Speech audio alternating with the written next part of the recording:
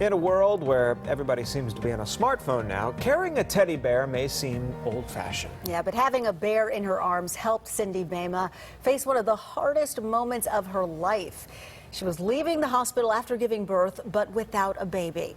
The Fox Medical Team's Beth Galvin is here now with the story of how that bear really inspired a movement. And this is a pretty incredible story, Sine and Tom. The Baimas actually had some time to prepare for their daughter's birth, and they understood that there was a good chance they would not be able to bring her home from the hospital. So Cindy went out and she bought a pink teddy bear, and she took it with her to Northside Hospital so she would have something tangible to hold on to. And that bear has made a world of difference. This is Cindy and Bob Baima's happy ever after. 5-year-old Nathan and 3-year-old Abigail. And upstairs, a reminder of what they went through to get here. You know, there might be a particular day that I'm just, having a rough day and just find that I just need the comfort of holding the bear and taking a moment. Because the bear marks the beginning, the brief life of their firstborn. In 2009, after years of trying, the Baimas finally got pregnant. It was just such an answer to prayer. I mean, we were just so very, very excited. But halfway through the pregnancy, an ultrasound showed that their baby, a girl they'd named Reagan Marie, had Trisomy 18, a rare genetic disease that causes severe birth defects.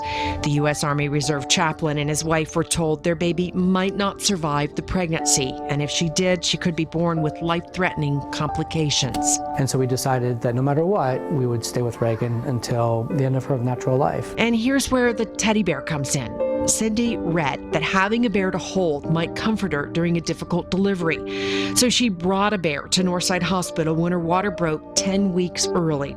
Hours later, Reagan was born. And the doctors, of course, immediately evaluated her condition. I think they realized that she would not live very long. In the end, they had just 21 minutes. They immediately put Reagan on Cindy's chest, and I was there with her, holding Reagan and talking to her, just loving her.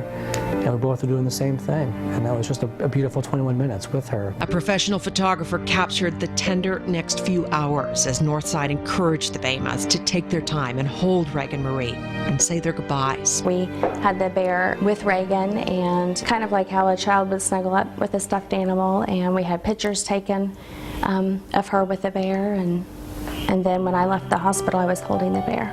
And that bear made such a difference, the Baimas went on to create the Reagan Marie Teddy Bear Fund at Northside to offer a teddy bear to each woman losing a baby here. We realized how painful it is for a mother to leave the hospital with nothing in her arms, watching all these other moms leaving with babies in their arms and balloons and all the celebrations. And now, 6 years after the Baimas let Reagan Marie go, they believe her spirit lives on, one teddy bear at a time. It's certainly a great way for moms and parents to know that they're not alone in this.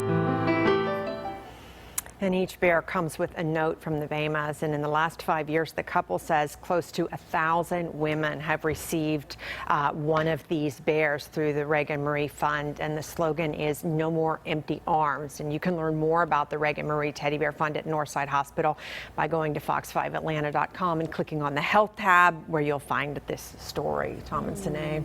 Wow, that's such a generous gift and a meaningful one. And what a way to pay it forward, to take a hard thing that happened to you and make it easier for somebody else. Yeah, really beautiful. Thanks so much, Beth.